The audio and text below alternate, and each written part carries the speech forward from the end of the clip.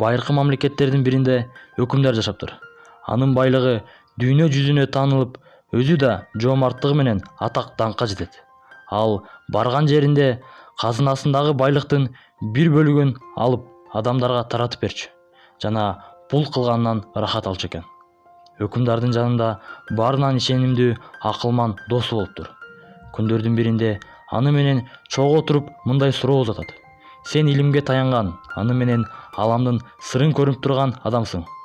Кааласаң өкүмдарлар, кааласаң күчтүү делген аскерлер жаныңа келип, оозуңдагы сөздү угууга куштар болушат. Эми сен сыяктуу адамдын пикири мага кызык болуп турат. Менин байлыгым тууралуу кандай пикирдесиң? Айталы. Баш аягы көрүнбөгөн чөлдө калдыңыз.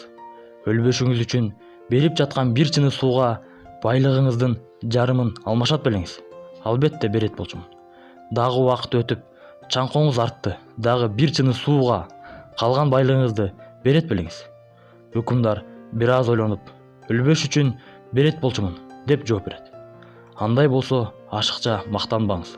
Анткени сиздин байлыгыңыз болгону 2 чыны сууга барабар.